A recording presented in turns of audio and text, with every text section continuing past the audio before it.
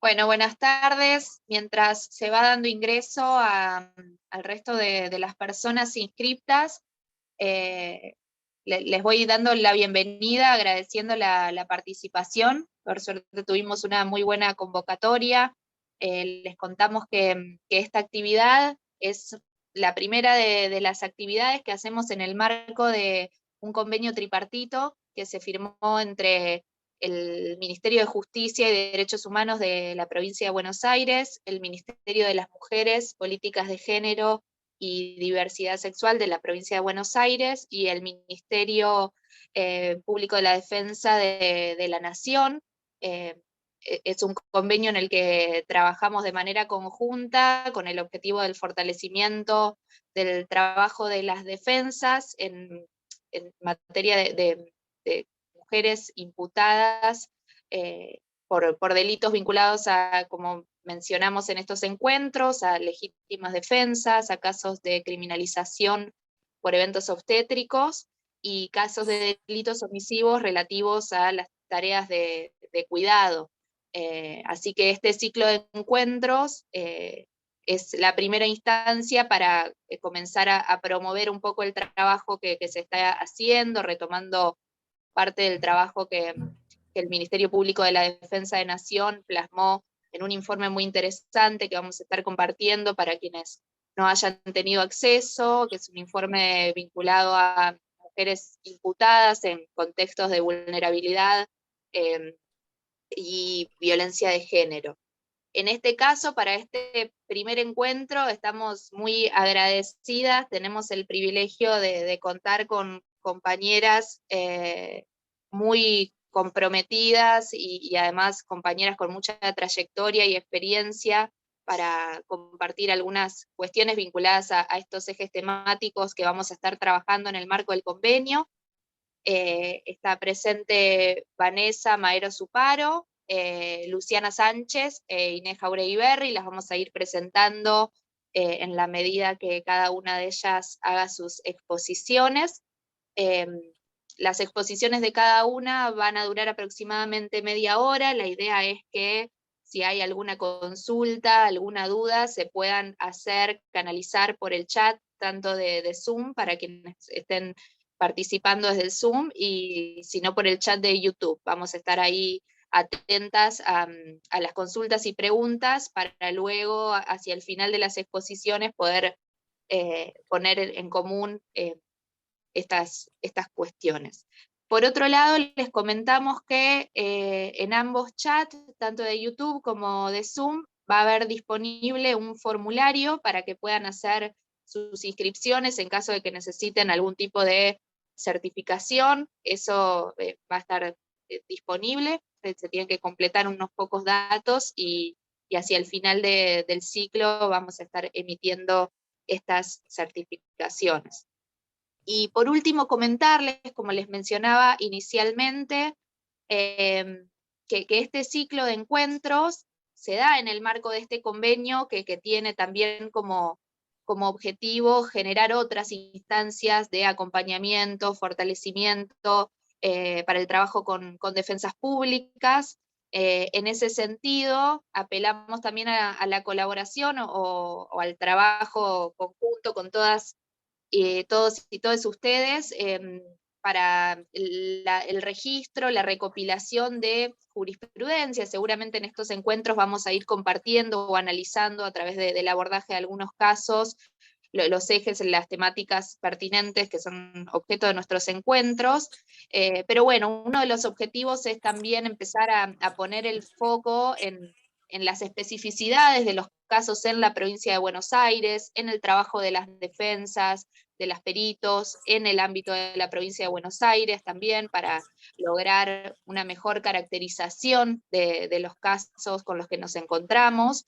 Entonces va a estar disponible un mail en el chat en caso de que ustedes quieran compartir alguna experiencia de trabajo, algún caso, aunque no esté definitivamente resuelto, pero a través de los cuales podamos también trabajar en la elaboración conjunta de guías de actuación, de análisis de jurisprudencia, bueno, que es parte del trabajo que estamos llevando adelante de manera conjunta.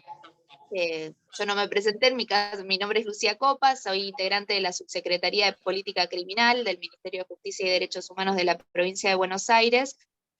Bueno, y tanto nosotras como compañeras del Ministerio de las Mujeres y del Ministerio Público de la Defensa vamos a quedar atentas a estas devoluciones o las cuestiones que quieran compartir, tanto en estos encuentros como a través del mail.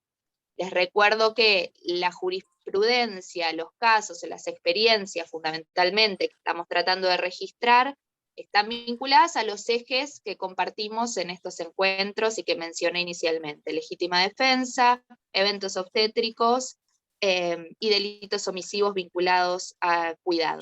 Así que bueno, vamos a contar con compañeras muy valiosas en cada uno de estos encuentros, así que bueno, esperamos que lo disfruten, que lo aprovechen, y obviamente es una instancia que va a quedar abierta para la circulación y para compartir experiencias. En este primer encuentro, bueno, voy a ir presentando a las compañeras. En primer término va a exponer Luciana Sánchez. Luciana es abogada lesbiana, es magíster en Derecho por la Universidad de Harvard y es docente universitaria, además de una compañera muy valiosa y comprometida, de la cual vamos a aprender mucho en esta instancia. Así que, Luciana, cuando quieras podés empezar.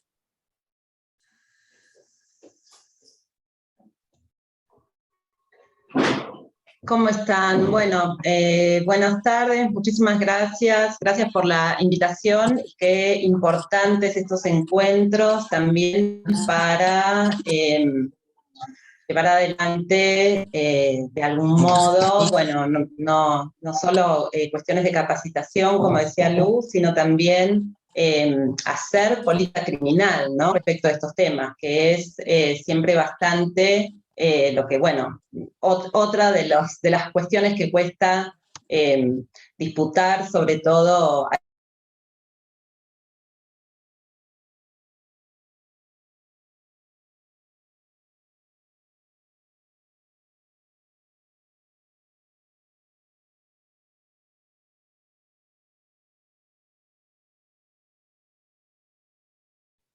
Se silenció, me parece. Sí, está silenciada, Luli. Ahí sí. Bien, perfecto. Les decía que les voy a compartir una presentación en PowerPoint que me va a facilitar un poco porque voy a hacer la parte introductoria de legítima defensa. ¿Se corta la transmisión?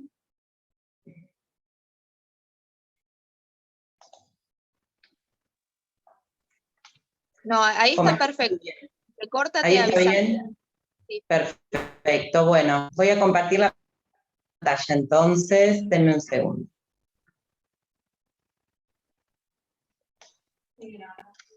Ahí va. Ahí vamos. Bien. ¿Pueden ver la presentación o ven toda la pantalla? La presentación.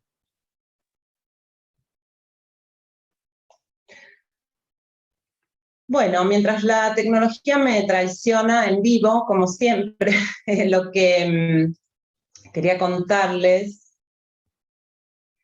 es lo siguiente. No entiendo por qué no puedo poner presentación, pero bueno. Ahí va. Pero se ve por la mitad, ¿eh?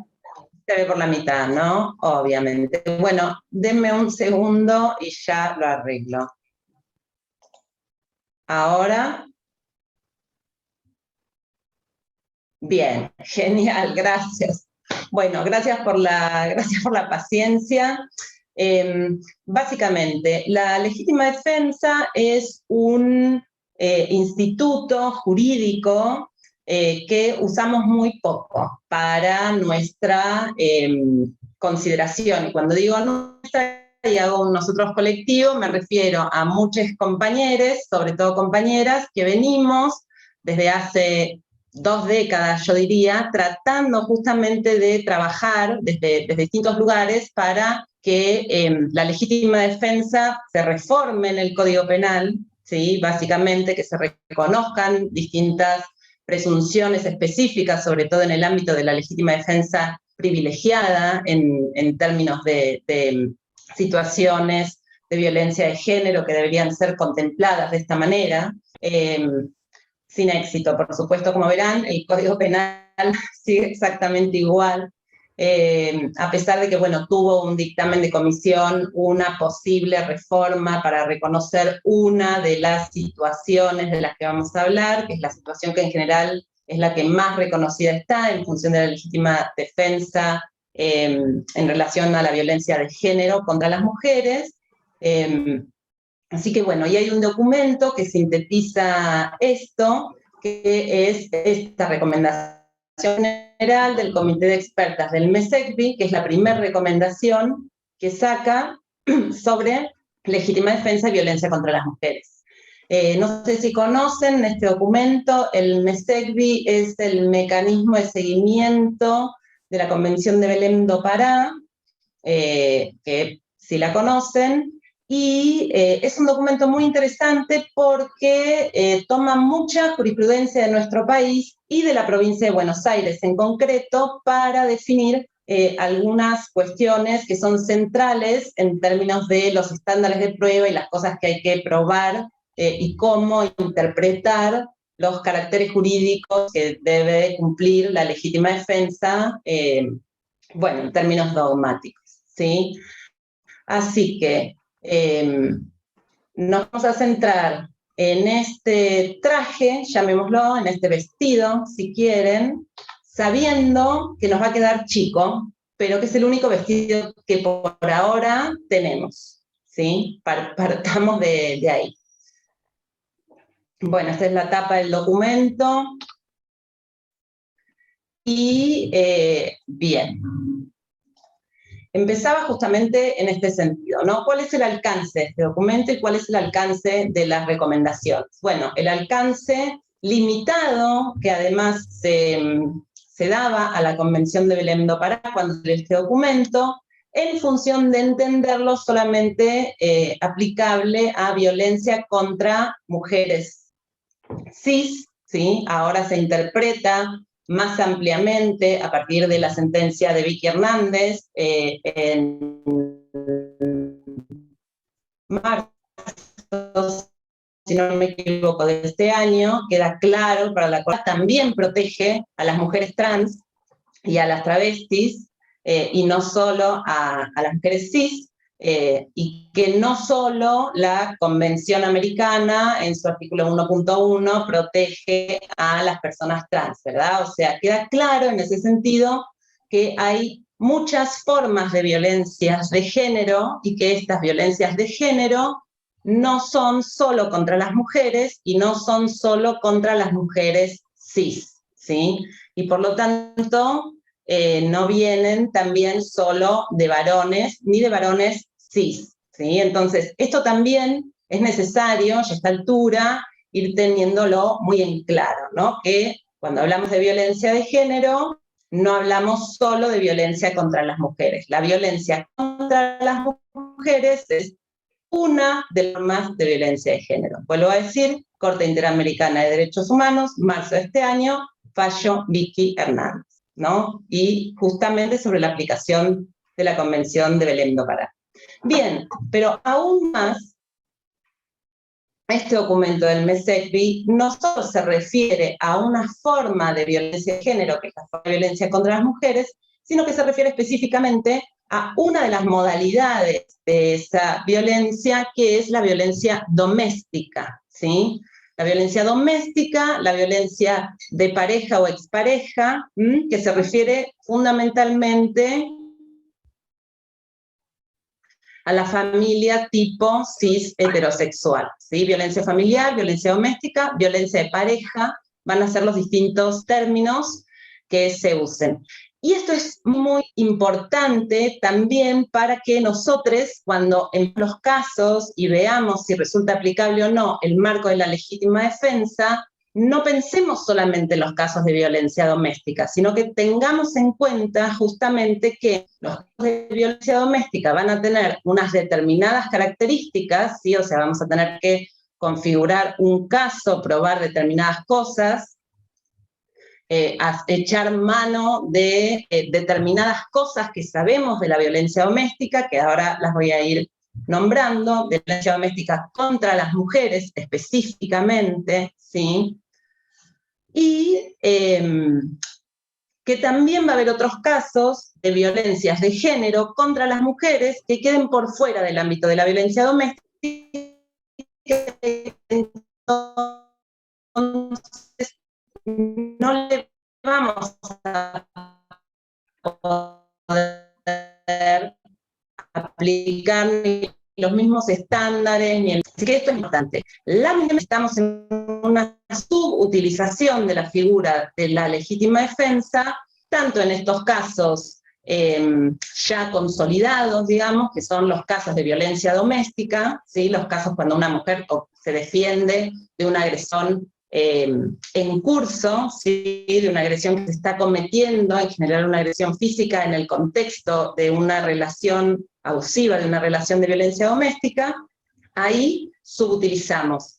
Y bueno, de todo lo que se salga de ese caso arquetípico y reconocido, bueno, ni siquiera lo vemos. Entonces, ¿por qué? Bueno, porque por muchas razones que vamos a ir abordando y que van a ir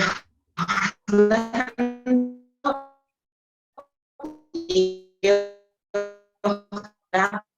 pongamos en discusión, pero que tiene que ver, ni las mujeres, ni lesbianas, ni mujeres trans, ni los varones trans tengamos derecho a defendernos, ¿sí? Esto que se considera que como que está fuera de discusión en algunos casos, como el viejito jubilado, el policía, el ingeniero Santos, para mí que soy de los 90, ¿sí? Como estas cuestiones que incluso cuando esas personas, el carnicero, ¿no? Como todas estas cuestiones, está como fuera de cuestión el riesgo, el peligro que corrieron y el derecho que tienen esas personas a defender su vida, su propiedad, su integridad, ¿sí? Pero les lesbianas, les maricas, todas las demás, no tienen ese derecho. Y las mujeres tampoco, por más que sean cis, amas de casa, y heterosexuales estén divinas, tampoco tienen ese derecho, ¿no? Esto es lo que prima, eso es lo que pesa, y por eso es que justamente se hace en los tribunales.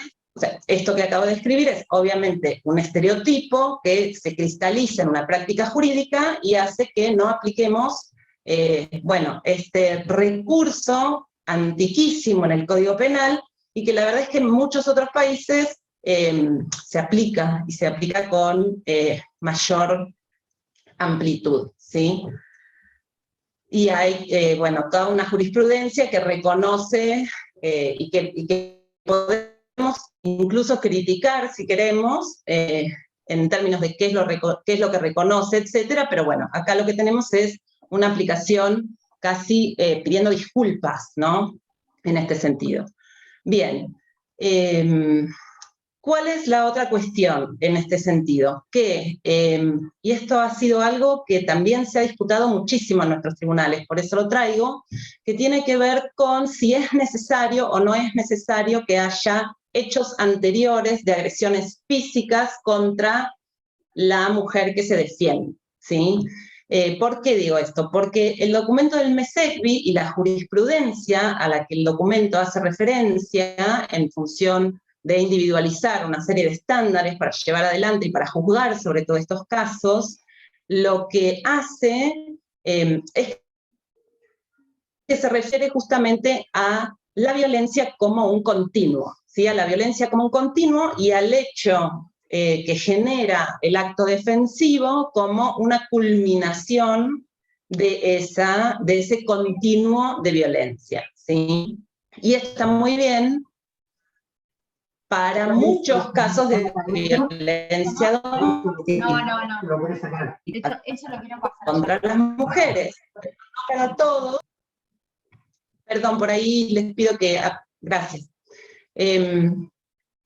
Bien, entonces, decir, esto va a ser, o sea, esta idea del continuo, de probar un continuo y de probar los hechos anteriores, va a ser algo que también solo se dé en algunos casos de violencia doméstica, sobre todo se va a dar en aquellos casos donde hay un vínculo, bueno, clásico, ¿no? Vuelvo, un vínculo de familia tipo cis heterosexual de pareja o expareja, ¿sí? Que hay un montón, ¿sí? Que hay un montón, o sea, tenemos un montón de casos donde esto es aplicable.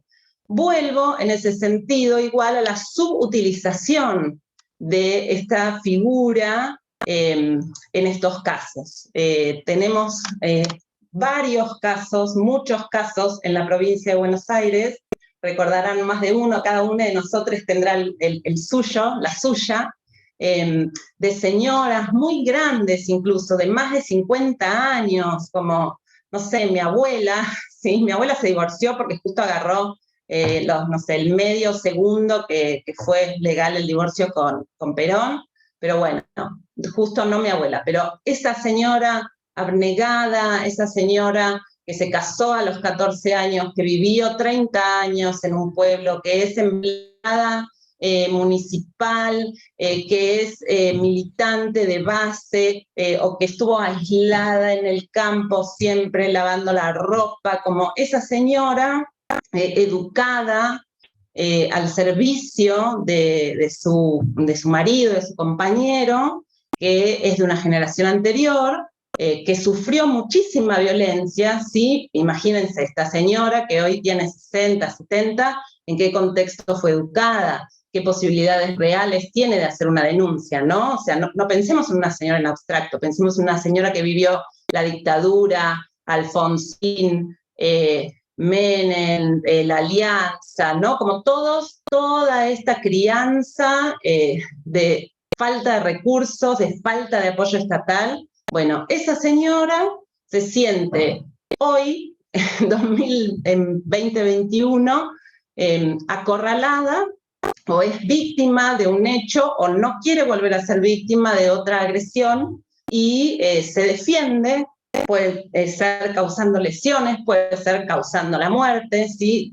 Tenemos jurisprudencia de ambos casos, y todo eso, tenemos muchos de esos casos que no son planteados como casos de legítima defensa y que no son litigados y explicados en Provincia de Buenos Aires, además, muchos casos a los jurados, a las y los jurados como casos de legítima defensa. ¿Sí? Así que, bien, el documento MSECRI está fundamentalmente dirigido y pensado desde estos casos, para estas señoras.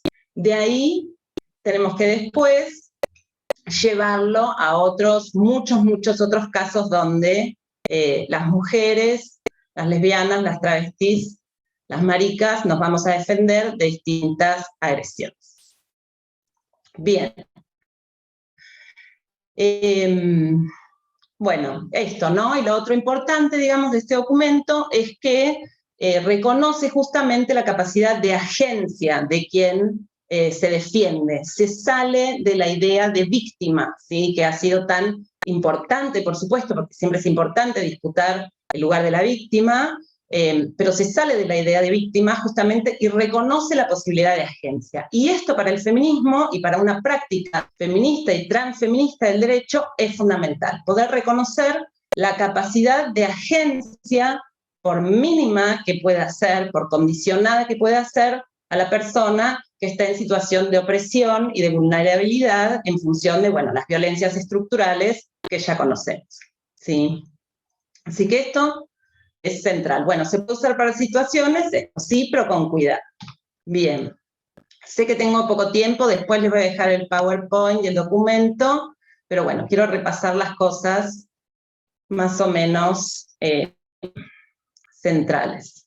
Bueno, obviamente no es un documento obligatorio. Esto, digamos, que me parece importante y que no tenemos que perder de vista, y que solemos perder de vista sobre todo en términos del derecho penal, ¿no? Porque estamos acostumbrados a litigar los casos, y a litigar los casos como viendo el hecho individual, ¿verdad? Entonces, en general, lo que solemos escuchar, por lo menos de nuevo voy a volver con lo generacional, en la UBA o similares, en los 90, donde había una gran puja por consolidar la impunidad de las personas militares, civiles que participaron en el terrorismo de Estado, sí, esta tensión se vivió en la facultad, y se vivió en la facultad de la UBA, y afectó profundamente nuestra visión, sobre todo del derecho penal, ¿sí? Entonces, una de las cuestiones es que enfocamos en el hecho individual, ¿sí? No tenemos en cuenta el contexto en el cual ese hecho se produce, que es justamente uno de los legados, digamos, también de los juicios de esta última etapa de los juicios, ¿no? de lesa humanidad, que tiene que ver con reconocer cómo esas coerciones y esos contextos justamente afectaban a esas agencias individuales, y sobre todo las agencias individuales de las personas, bueno, que estaban siendo torturadas, no quiero decir víctimas, justamente de los compañeros desaparecidos, secuestrados, los sobrevivientes, etcétera, porque justamente también la agencia es una cuestión que se discute y se sigue discutiendo, se seguirá discutiendo en este contexto. Bien. Entonces, hay un reconocimiento de este contexto, y esto es algo que tenemos que incorporar en los casos. Estas legítimas defensas, ¿sí? Estos actos individuales, así como las agresiones y la violencia doméstica no suceden en un vacío, los actos de defensa, los que vamos a considerar actos de defensa, tampoco suceden en un vacío, ¿sí? Entonces, cuando estamos frente a un caso, no tenemos que concentrarnos solamente en esa relación individual. Tenemos que ampliar nuestra mirada y ver en qué contexto está inserta esa relación individual o esa relación de pareja. Y tenemos que tener en cuenta también cuál es el contexto macro en el que ese está inserto. ¿Por qué? Porque partimos de un contexto macro que no vamos a tener que probar en juicio, que ya está probado y que ya está reconocido. Y esto lo tenemos que hacer valer fuertemente. No es cualquier contexto. Es un contexto donde, de nuevo, a nivel latinoamericano, se ha reconocido que la violencia contra las mujeres es estructural. Es estructural, que hay femicidios, que esos femicidios y violaciones son en razón de género contra las mujeres, y esto muchas veces lo damos por supuesto, ¿sí? O sea, no es lo mismo defenderme en un contexto donde mi vida no está en riesgo constante que en un contexto donde mi vida está en riesgo constante, y eso está reconocido ya previamente por el Estado, es un punto de partida. Entonces, esto es algo que también este documento deja muy en claro, ¿sí? Bueno, esto es lo que yo les decía, de que se entiende la defensa como la culminación de la violencia doméstica. En general se suele aplicar cuando los resultados son resultados letales, también se aplica a casos de lesiones, en general lesiones graves. Lo otro suele ser invisibilizado. Lo otro me refiero cuando las personas se defienden de otro tipo de hechos, suele ser invisibilizado, pasarse por alto. No. Bueno, podríamos hablar largo rato de lo que pasa con eso, pero bueno, no, lo dejaremos para más adelante.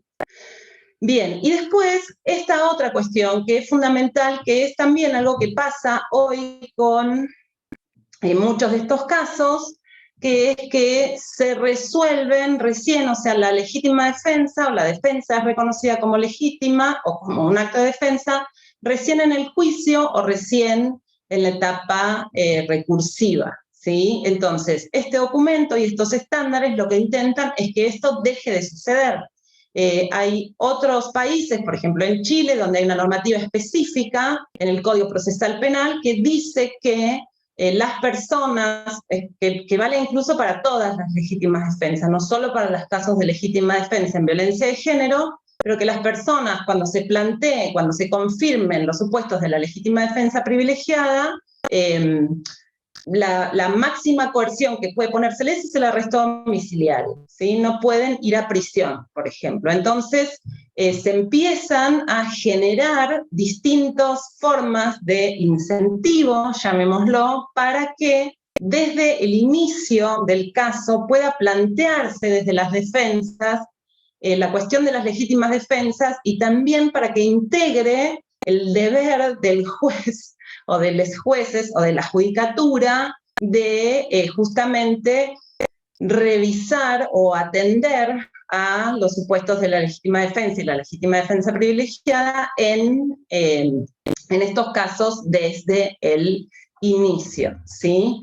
Y bueno, y esto también genera distintos tipos de contradicciones, porque además suele pasar que en los juicios, cuando tenemos que llegar a un juicio por legítima defensa, aún en estos casos clásicos, reconocidos en estos contextos, lo que tenemos que hacer es un enorme esfuerzo para producir prueba que dé cuenta de las condiciones, de el contexto de la relación, ¿sí? O sea, de si había hechos anteriores de violencia, de la situación en la que la persona se encontraba en ese momento, de por qué reaccionó de esa manera, como una serie de cuestiones que no resultan solamente del análisis de la evidencia de la escena, sino que, bueno, hay todo un recorrido de valoraciones sesgadas y estereotipadas que justamente nos va a costar muchísimo desarmar. Y eso es un extra que tienen estos casos, que tenemos que ir diluyendo, ojalá. Hasta ahora no logramos diluirlo, lo que logramos es producir prueba que nos la dejen ingresar a los juicios y que sea considerada, que también suele ser un problema bastante grave, pero no se ha logrado en ese sentido que se considere esta evidencia desde las instancias iniciales de los procesos, ¿sí? Como evidencia desincriminante. Bueno, quiero ir un poquito, ya sabemos cuáles son los requisitos de la legítima defensa: agresión ilegítima, ausencia de provocación. Bueno, inminencia de la agresión, inminencia, actualidad de la agresión. Acá, bueno, hay varias cuestiones. Ausencia de provocación, está claro que en el caso de la violencia de género contra las mujeres, y en particular en el caso de la violencia doméstica, no hay ningún tipo de provocación que sea posible de ser arguida, ¿sí? en función de decir que no corresponde la legítima defensa. Suele haber, sobre todo en casos cuando las personas que ejercen la legítima defensa son personas que se defienden realmente, suele haber mucha confusión, digámoslo así, respecto a la determinación de la agresión ilegítima. Todavía está muy instalado el concepto de la violencia cruzada, y todavía está muy instalado, y con esto voy a volver al contexto, esta idea de nuevo de la relación individual entre las personas. Entonces muchas veces seguimos encontrando como prueba cuánto pesa la señora y cuánto pesa el señor, quién es más alto, quién tiene más fuerza, ¿sí? Como si fueran, puede ser en un caso concreto que sirva esta evidencia como en algún sentido, pero en muchos casos, y sobre todo en el caso de las mujeres que se defienden activamente y que no se defienden solamente una vez, ¿sí? Pues también tenemos esta idea, tenemos la idea de que una mujer en una relación se defiende solo una vez, como todas las veces anteriores no se defiende solo una, ¿no? Que es cuando es criminalizada. Y esta idea es falsa. Entonces, muchas veces, cuando son mujeres que se defienden activamente en una relación abusiva, esto genera una serie de problemas extra a las defensas, que no pueden presentar su caso como con estas reglas, digamos, tan clásicas que nos propone el MESEP, ¿sí? y se empieza a hacer agua la interpretación, o ahí es donde realmente necesitamos recurrir a la perspectiva de género para poder figurarnos y entender dónde está la agresión ilegítima, ¿sí? Si nosotros miramos el caso de manera individual, como pasa en muchos casos, vamos a estar viendo quién ese día tiró el botellazo primero, o quién ese día empezó la pelea, o quién ese día pegó el primer golpe, para determinar cuál es la agresión ilegítima. Sin embargo, si tenemos atención al contexto y si además interpretamos toda la dinámica de la relación desde el marco de la violencia doméstica, vamos a poder visualizar que la agresión ilegítima está justamente en los diferentes actos de violencia contra las mujeres, sin importar que sea una agresión física o una agresión física que esté en curso, ¿sí? Por eso, volviendo a esto de la inminencia de la agresión, ahí el Amezekbi habla de inminencia y habla de continuidad. Y dice, es una inminencia continua de la agresión. En una relación abusiva de violencia doméstica, la mujer, ¿sí? En este caso, vuelvo, porque Amezekbi se ocupa de eso, siempre va a estar en riesgo, ¿sí? Siempre va a estar en riesgo de agresión. Este riesgo es continuo. Entonces, podemos hablar no de inminencia continua, ¿sí? Sino hay otro concepto que es el concepto de inmanencia, que yo creo que es mucho más definitorio de la situación, en el sentido de que esta violencia está latente y está por todos lados y está presente todo el tiempo, ¿sí? Incluso en la fase de luna de miel. Bien, después, de todas maneras, bueno, razonabilidad del medio empleado, esto tiene que ver también justamente con esto, y con esto voy a cerrar para dar paso a las otras expositoras. La razonabilidad del medio empleado para la defensa también es algo que suele ser subestimado en relación con valorar cuándo es aplicable el marco de legítima defensa a un caso, ¿sí? Muchas veces la lesión que padece la persona, la víctima, en términos del proceso, ¿sí?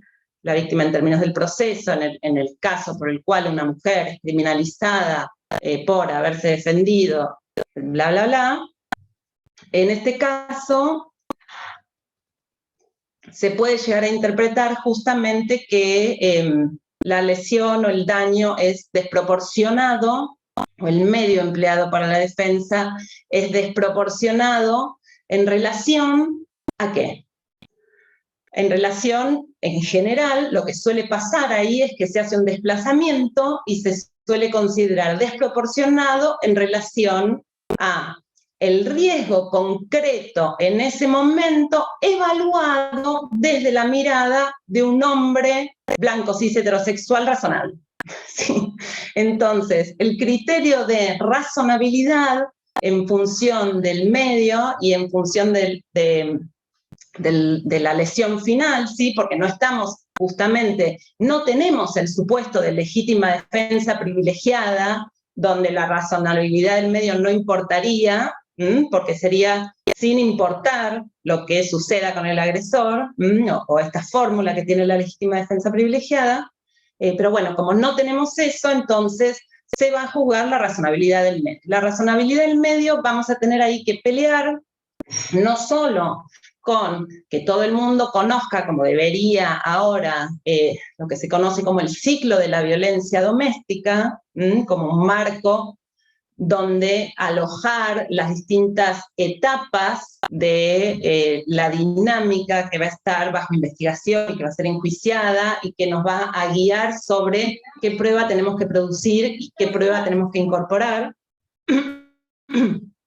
sino que, bueno, esto vamos a medirlo en función de un parámetro que no es el correcto. Bueno, esta es otra cuestión y con esto le dejo a Vanessa justamente, que es, al iniciar la defensa faltarán pruebas, no importa cuándo leas esto, ¿no? Una prueba fundamental que suele faltar es el informe médico legal de la acusada. Tenemos constatadas las lesiones que sufre la víctima en términos procesales, pero nunca, o es muy difícil lograr que se constaten de manera debida, incluso las lesiones físicas cuando las hay, ¿sí? Ni hablar de todo lo demás. Así que bueno, con esto, Vanessa, te dejo la papa caliente, te paso la antorcha y me despido hasta las preguntas. Muchas gracias. Muchas gracias, Luli, por la exposición brillante. Antes de darle la palabra a Vanessa, voy a hacer una breve presentación para quienes no la conozcan. Vanessa es licenciada en psicología, es especialista en neuropsicología y es actualmente jefa de departamento de psicología del Cuerpo de Peritos y Consultores Técnicos de la Nación. Así que, bueno, les dejo con Vanessa. Bueno, muchas gracias. Gracias, Luli, por el pase. Ahora les quiero agradecer rápidamente, ¿no? Este convenio que me parece maravilloso, siempre la idea de abrir mentes a través de la capacitación del Ministerio Público de la Defensa, del Ministerio de Mujeres, Políticas de Género y Diversidad Sexual y por supuesto del Ministerio de Justicia y Derechos Humanos de la provincia de Buenos Aires. Así que gracias a todos por convocarme. Bueno, básicamente yo voy a tener que recoger el guante de todo lo que dijo Luli y les voy a explicar cómo en parte de mi ciencia se vuelcan estos conceptos. Es muy difícil plantear este tema en este tiempo, realmente, pero con que se queden con un par de conceptos me voy a conformar muchísimo. Si se me corta, si no se me escucha, nada, me lo dicen y vuelvo. Básicamente, yo le cambié el nombre, porque siempre hablamos de legítima defensa y se me ocurrió hablar más de legitimar la defensa en el contexto de la violencia de género. Así que es lo que yo voy a tener como objetivo y como norte de esta presentación. Por supuesto que la temática tiene numerosas complejidades. Una, y la principal, es que el género en este tipo de causas es condicionante, como en el resto de las causas que ustedes van a estar viendo a lo largo de este ciclo, como en los delitos omisivos, como en los delitos de drogas, como en los delitos obstétricos. Así que el género siempre va a ser algo que se nos ponga como una piedra a deconstruir por delante. Este tipo de causas suelen darse en contextos de vulnerabilidad, no porque la violencia intrafamiliar sea patognomónica de una clase social, sino porque el riesgo de padecer violencia de género sí tiene que ver con el concepto que a mí me gusta utilizar, que es de interseccionalidad, que tiene que ver con diferentes coyunturas sociales, económicas, políticas que van sumando capas de vulnerabilidad a estas mujeres que se encuentran en esta situación, porque generalmente son casos desatendidos por el Estado, así que yo es algo que me encargo de remarcar en las pericias, ¿no? Que si persiguieran con tanto ahínco lo que deberían haber hecho en etapas previas, seguramente esto no hubiese llegado hasta acá. Así que claramente que cuando el Estado no actúa como debe, tiene un carácter de cómplice necesario para llegar a estos extremos que claramente no son los esperables porque le cuestan la vida a las personas, ¿no? A unas y a otras. Y por otro lado, un fuerte trabajo interdisciplinario. Trabajar en interdisciplina, y por eso lo remarco de manera especial, para mí es la piedra filosofal de estas causas. Brevemente, el género por supuesto que es el conjunto de creencias, de expectativas, de valores que acompañan todo el imaginario social y que diferencia a hombres y mujeres. Cuando yo estoy hablando de mujeres, voy a estar hablando de mujeres y voy a estar hablando de disidencias sexuales y de grupos minoritarios, ¿no? De grupos vulnerables. Incluyo a las mujeres, pero incluyo a todas las demás identidades de género. Y Y por supuesto que esto ha dado lugar a una organización social en base a estos constructos, que son sociopolíticos, históricamente determinados, y por lo tanto son susceptibles de ser cambiados, aunque sigan vigentes en las personas que leen las leyes, y por lo tanto seamos nosotros los que tenemos que ser encargados de señalarlos y de construirlos, ¿no? Porque de naturales no tienen nada, pero uno los tiene que poner como en valor y en cuestión. Entonces el feminismo, hay muchos feminismos, no voy a entrar en esto, pero claramente la teoría feminista, si la tengo que aunar, la discusión que viene a plantear sobre la mesa es justamente esta, ¿no? Que el género es una estructura de poder, y además que esta discriminación, esta fuente de discriminación, fue muy avalada por las ciencias. La medicina, número 1, la psicología ahí atrás, entre unas cuantas más. Entonces me parece también que es una deuda que nosotros desandemos este camino. Datos, no me voy a meter, pero básicamente ustedes acá ven, las mujeres acusadas de homicidio representan en el sistema penitenciario bonaerense solo un 15% del total de las mujeres. Quiere decir que la proporción de mujeres que llega a la conducta homicida en realidad es muy bajo estadísticamente en el mundo, quiero que sepan, pero una característica es que la mayoría de estas mujeres, de todas las mujeres que están privadas de su libertad, tienen la violencia como denominador común. Y entonces claramente nos merece una reflexión, además de que nosotros tenemos más prisión preventiva que los hombres por delitos menos violentos, entonces no hace falta, digamos, si tiene 4 patas, cola y ladra, es un perro. Yo creo que el sistema, la selectividad del sistema penal nos tiene en la mira, y esto es lo que tenemos que desandar. Y en este sentido la perspectiva de género va a ser justamente esto, ¿no? Lo que nos permita visibilizar y explicar la violencia como un fenómeno de desigualdad y de dominación. Y entonces va a ser necesario incorporar el contexto en donde emerge la conducta que se va a juzgar, ¿no? Por otro lado, la violencia intrafamiliar, yo tengo mis cuestiones ahí con la palabra doméstica, pero intrafamiliar o que se da en el ámbito de la familia, tiene características muy particulares, siempre estoy hablando desde mi ciencia, que necesariamente requieren de esa lectura dinámica, que no pueden ser volcadas en una individualidad de alguno de los integrantes, sino en la sinergia que se da en esa familia, en esa pareja en particular. Voy a estar tomando cosas que dijo Luli, por supuesto, ¿no? Y entonces esta dinámica va a ser la que me permita a mí, y puesta en el contexto, en relación con el contexto, porque cuando yo descontextualizo algo, pierde totalmente el sentido, de poder explicar en esta dinámica por qué los integrantes adoptan la conducta que adoptan.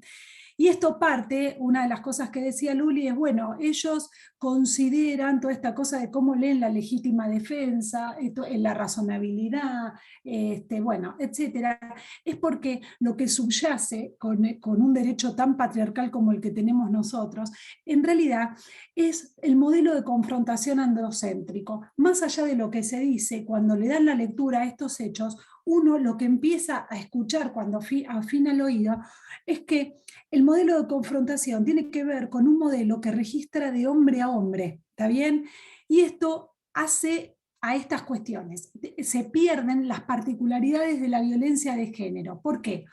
Porque en este desconocimiento hay un patrón de respuestas, se cree que hay un patrón de respuestas que va a ser similar, nada que ver, se anula estas dinámicas tan complejas donde la violencia adquiere formas que no son tan visibles y tan patentes como la gente cree, que dan lugar a muchos prejuicios. Por otro lado, se excluye totalmente las conductas que son pensadas desde lugares de dominación y desigualdad, que no tienen que ver con hechos puntuales, sino con esa gota que va horadando la piedra y que hace estragos y que deja marcas. Y por otro lado, desconoce totalmente las características psicológicas que tienen las mujeres y disidencias víctimas de violencia de género. Entonces, nosotros tenemos 2 problemas, tenemos varios, acá vamos a puntualizar 2.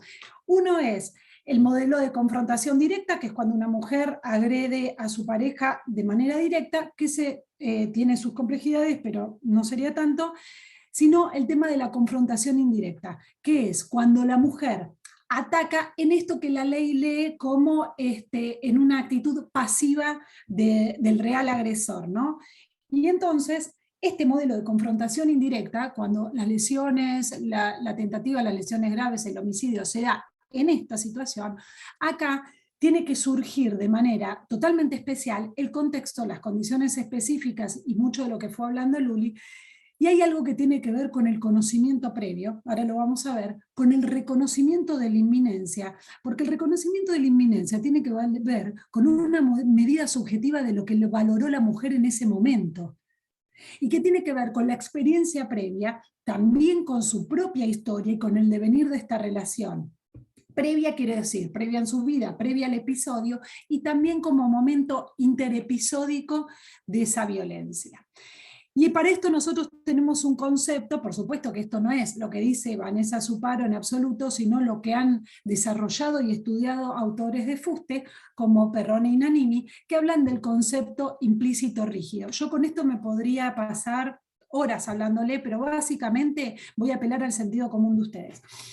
Todas las personas conocemos con quienes vivimos, o más o menos, ¿está bien? Pero podemos detectar rápidamente y por señales muy vedadas si están bien, si están mal, si tuvieron un conflicto, es la forma de caminar, la forma de mirar, el silencio, el habla, cómo dejó la valija. Bueno, esto son códigos, son señales que nosotros vamos tomando, que solo las comparte el núcleo conviviente, no las pueden ver los de afuera y por lo tanto no los pueden significar.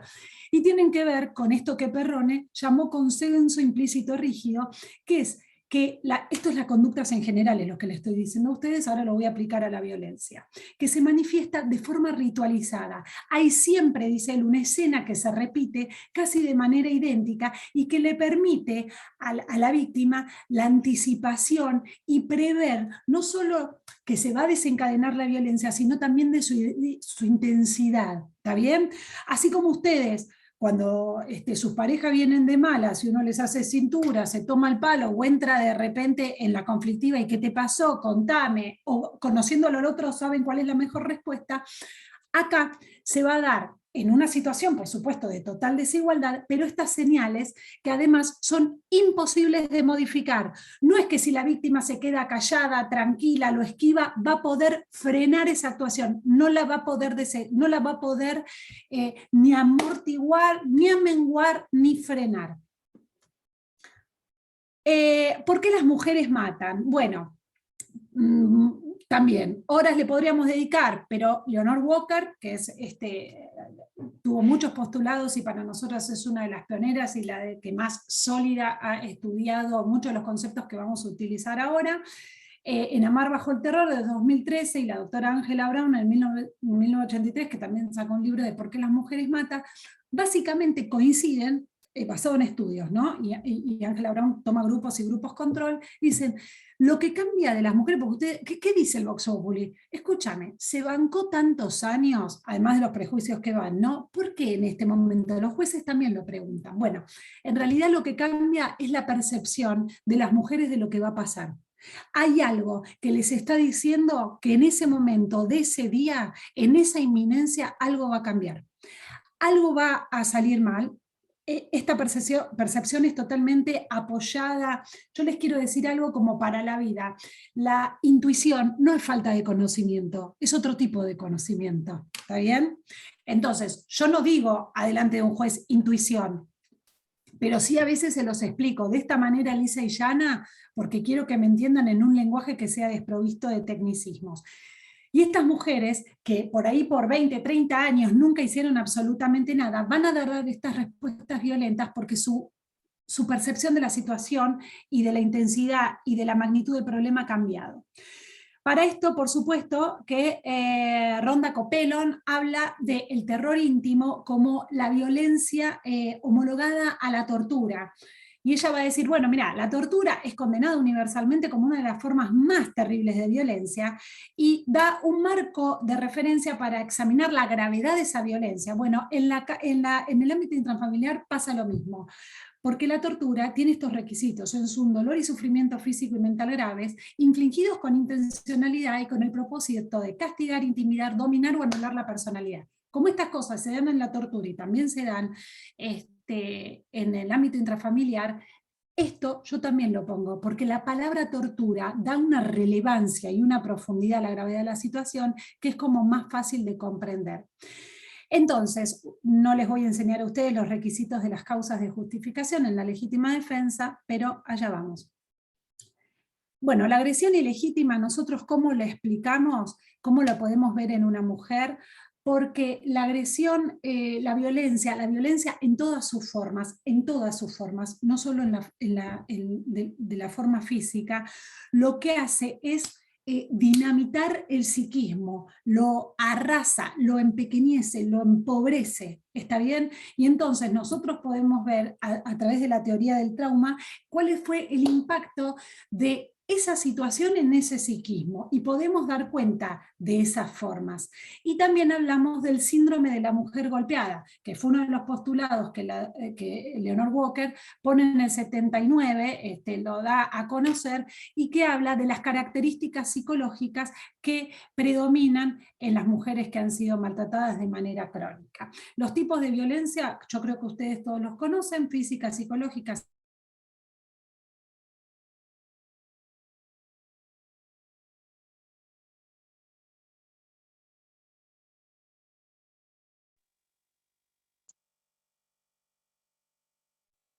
Vanessa, ¿nos escuchás?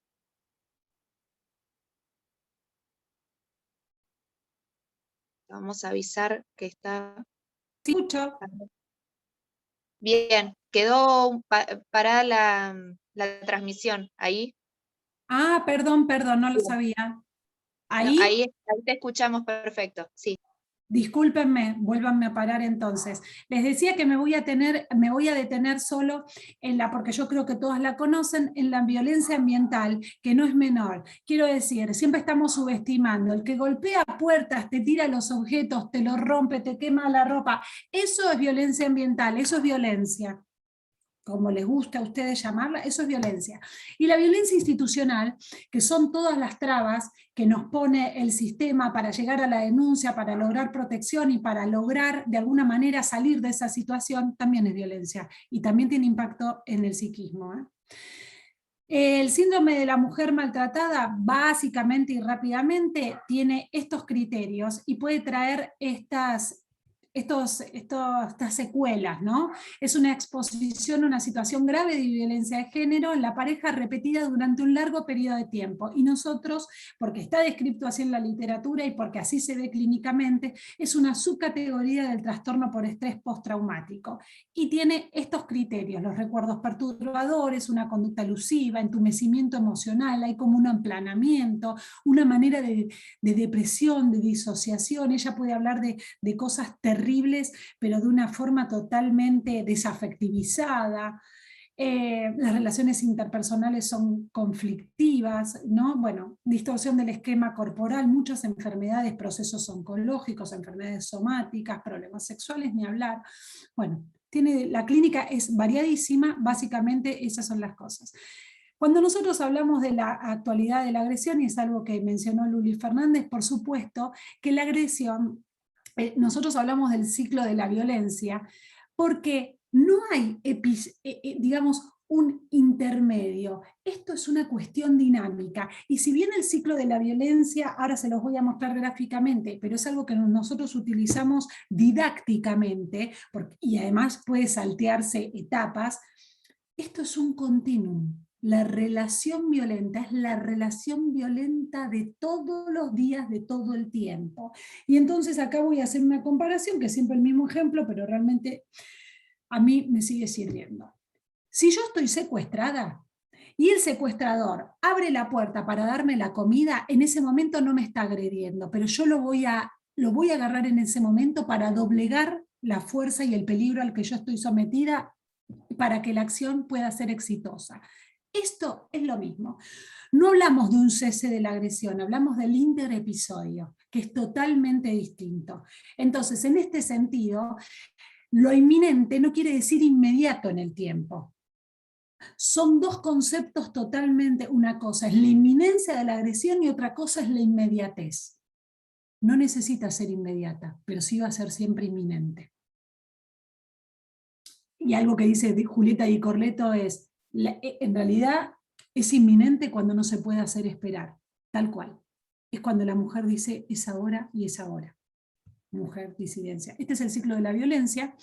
Por supuesto que estas pautas suelen, esto es a modo, siempre lo hacemos nada más que con fines didácticos, esto suele ser, siempre se confunden unos momentos con otros, y además en el tiempo la reconciliación o luna de miel suele desaparecer. Simplemente se pasa de la atención a la agresión de manera constante, así que no es que, porque yo también escuché en un juicio que me decían, bueno, pero no se da la luna de miel. No, claro, sí no se da, pero eso no es que lo haga menos ciclo. El consenso implícito rígido, ya lo hablamos, la necesidad, ni siquiera veo lo que escribí, la necesidad de la defensa, proporcionalidad. Bueno, la proporcionalidad del medio empleado tiene que ver con muchas cosas. Básicamente lo que hacemos acá nosotros es deconstruir mitos sobre la violencia y sobre los estereotipos que subyacen a esta pretensión, a las conductas que deben adoptar las víctimas. Por eso yo les decía que cuando hacen este tipo de preguntas, ahí dan cuenta de dos cosas. Primero, de la ignorancia que se tiene sobre la violencia de género, y además sobre cómo subyace un modelo androcéntrico de resolución de conflictos, donde se cree que las peleas son de igual a igual. Esto de irse de la casa, de separarse, no es viable. No es viable por muchos motivos. Uno es por el obstáculo que tienen las mujeres en el acceso a la justicia, y que nosotros lo tenemos muy bien planteado y descrito con lo que conocemos como ruta crítica. Y la ruta crítica, en criollo cortito, tenemos miles de definiciones divinas, es, ¿me escuchan? Porque me sale que tengo conexión inestable. ¿Me escuchan ahí? ¿Sí? Ok. La ruta crítica es todos las trabas que voy teniendo, institucionales, económicas, que me hacen ir, denunciar en otro lado, voy a otro lado, todas las trabas que me van poniendo para que mi denuncia para esa salida no sea eficaz. ¿Está bien? Y esto va a tener un impacto porque ese psiquismo ya viene totalmente en baja. Entonces todos los esfuerzos que hace por salir son infructuosos, más allá de los obstáculos que me plantean en la realidad las instituciones o los mecanismos que la ley teóricamente me da. Y el impacto en la subjetividad respecto de esos intentos infructuosos para poner fin a la violencia y de lo que yo ya vengo viviendo de hace años, da lugar al síndrome de la indefensión aprendida, que es otro constructo teórico con el que nosotros contamos para dar cuenta de por qué la mujer deja de intentar y se queda. No se queda porque le gusta ser maltratada, no se queda porque la pasa bien, no se queda porque la vive de arriba, ni nada de esas cosas que se puedan escuchar. Y por otro lado, las mujeres que han sido víctimas de violencia de género, una de las cuestiones que suele darse también con mucho predominio, es el deterioro de las redes sociales cercanas, hasta desaparecerlas o hasta hacerlas inútiles, ¿no? Carentes de efectividad. Entonces, la exigencia de eludir al ataque no corre para nosotros. Hay un montón de constructos que dan la cuenta de por qué no puede salir de esa situación. Y además, otra cosa, la bibliografía en el mundo habla de que las mujeres que van a abandonar a sus parejas es cuando más riesgo corren de ser lesionadas y asesinadas, con lo cual tiene que estar muy bien armada la salida. Y ellas lo saben, lo sienten por estas señales que hablamos del consenso implícito rígido. La ruta crítica es lo que les contaba antes, ¿está bien? Son todos los caminos que toman las mujeres para salir de la situación de violencia, ¿no? Y tratan de buscar ayuda. Y bueno, vemos acá dos factores, los internos y los externos. Los externos, ya los contamos, son todos los digamos, las vallas que ponen las instituciones y sus mecanismos, y los factores internos tienen que ver con esta percepción de no me van a creer, no me van a ayudar, no van a poder hacer nada, ya lo hicieron y no sirvió de nada, tengo el botón antipánico y lo mismo pasó, le pusieron la perimetral, el tipo volvió, y todas estas cuestiones que también conocen. Síndrome de la indefensión aprendida. Bueno, esto fue detallado en 1967 por Seligman. En realidad esto deviene de los animales, pero yo les voy a hacer un pasaje que va a ser inolvidable. ¿Ustedes se acuerdan de Dumbo? Cuando le abren el grillete, deja de intentar huir, ¿por qué? Porque ya estaba acostumbrado, no se daba cuenta que el grillete estaba abierto. Bueno, esto es algo así. El síndrome de indefensión aprendida es esta dificultad para sortear situaciones adversas, que da lugar a un condicionamiento, pero como extremo, y que esto tiene que ver claramente con periodos prolongados de exposición al maltrato sistemático reiterado en el tiempo, ¿no?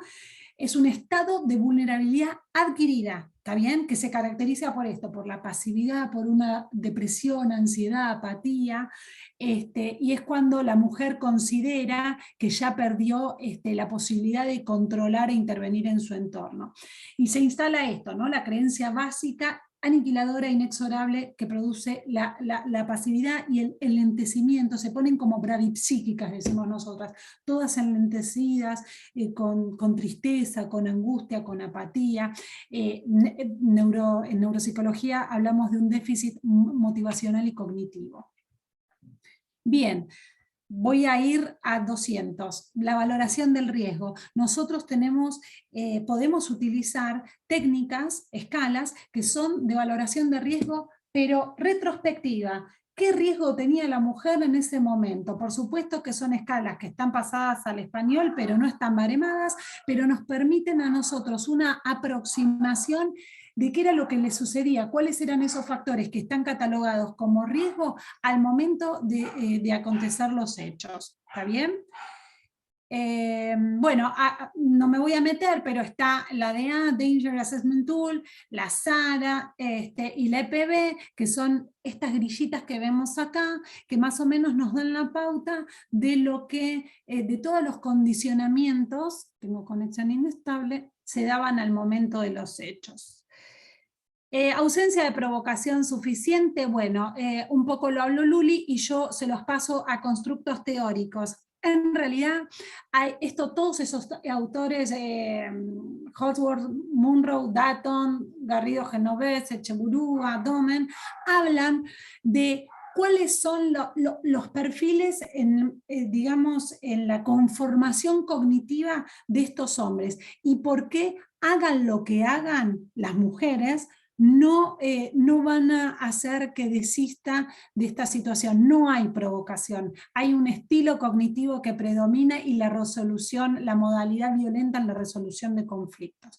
Entonces, como ustedes pueden ver, en la legítima defensa, mujeres imputadas por homicidio, mujeres y disidencias, en todas las categorías nosotros tenemos un constructo teórico al que apelamos, más allá, por supuesto, de que el caso por caso es como de construcción artesanal. Por eso, el informe pericial tiene que tener todas estas cuestiones, los antecedentes de victimización en la familia de origen, porque ahí se conforma el psiquismo, la violencia que tuvo en las relaciones previas, hay que historizar el vínculo de maltrato, cuándo empezó, si fue reiterado, sistemático, si se agravó en el tiempo, si se agravó con los embarazos, la frecuencia, si hubo denuncias previas, si no, cuál era la actualidad de la violencia al momento de los hechos y el riesgo permanente en el que se encontraba. Por último, voy a volver a donde arranqué. Es un fuerte trabajo interdisciplinario. Jugamos todos para el mismo lado, confíen en los peritos, que para eso estamos, aportamos, digamos, conocimiento a esto que ustedes saben a nivel legal. Gracias.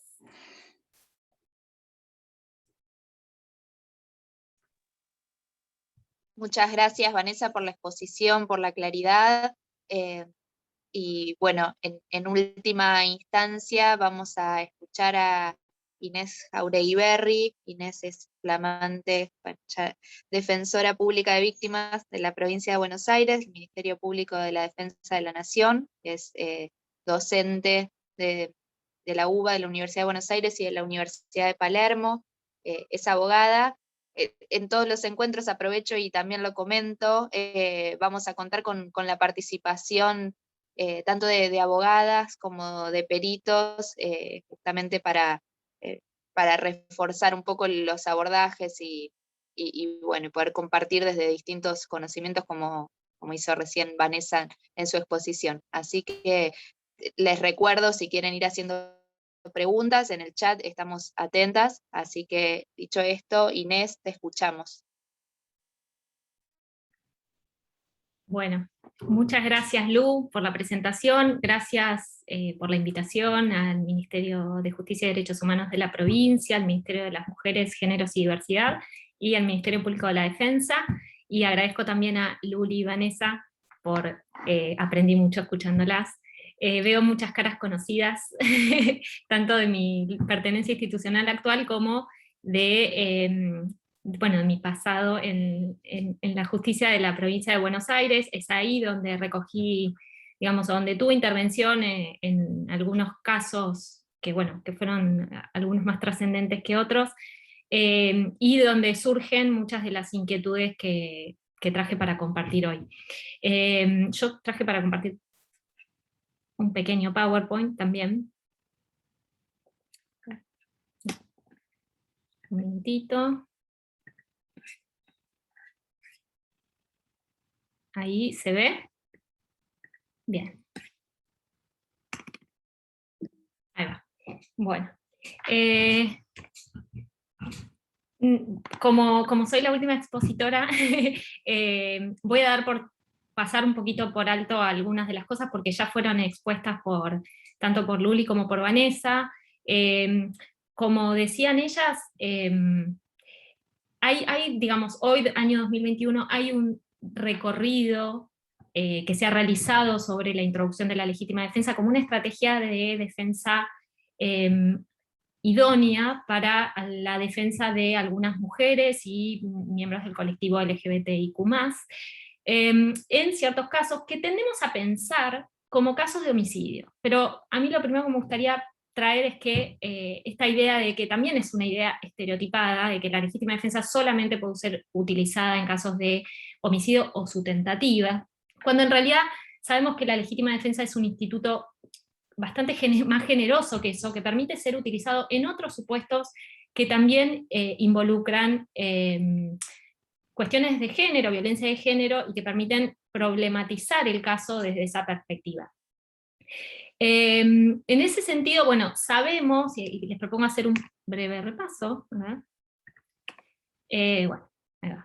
de estas cuestiones que mencionaban tanto Vanessa como Luli, de como la teoría tradicional de esta que concibe que los requisitos de la violencia de género, de la legítima defensa tienen que ser evaluados desde cierta perspectiva. Si revisamos los manuales, los tratados de derecho penal, si revisamos la jurisprudencia de hace unos años, vamos a encontrar muchísimo de este material que hace a esta concepción androcéntrica de los conflictos y de su resolución, esta concepción individualista de los conflictos, que deja por fuera todas las violencias estructurales y los contextos que permiten justamente dar sentido, dar significancia a ciertos hechos que el derecho penal se va a encargar de juzgar. En ese sentido, bueno, el concepto de la agresión, como mencionaba Vanessa, es un concepto de la agresión que se concibe en términos individuales, se presuponen las equivalencias de las fuerzas, las equivalencias de recursos para hacer frente a ese conflicto, y también da por sentado que los conflictos se resuelven de modo individual, que es algo que deberíamos por sí mismo problematizar, ¿no es cierto? Esta carga de que sean las propias personas que sufren la violencia, sean mujeres, sean LGBTIQ+, quienes tengan que resolver o que tengan la carga, el peso de salir de esa violencia, si es que esa violencia sea en un contexto vincular afectivo o de cualquier otro tipo de violencia que estemos hablando. El encuadre de la violencia de género parte de una concepción estereotipada. Entonces en los intentos tempranos que se hicieron por utilizar el Instituto de la Legítima Defensa para casos que involucraban víctimas de violencia de género, que ejercían algún tipo de defensa, y en ese sentido podían llegar a cometer en principio lo que aparece como un acto antijurídico, ahí va.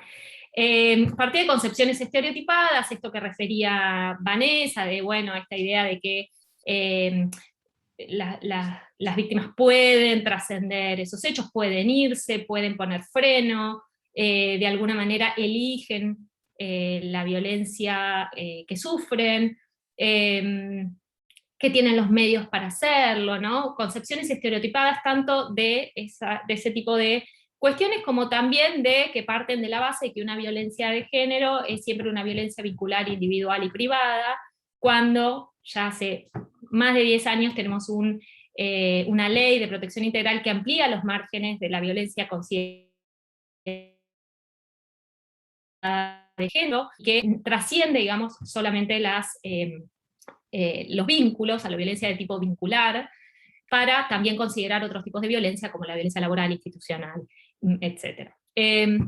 Y, bueno, las cuestiones tradicionalmente que actúan como obstáculos a la utilización de este instituto tenían que ver con estas visiones estereotipadas, por una doctrina, una dogmática penal muy cerrada en la consideración de estos requisitos, bueno, la persistencia, por supuesto, de prejuicios en los operadores y también en quienes ejercían la defensa de esas personas, y también en obstáculos de tipo procesal. Voy a ir un poquito más rápido, a ver.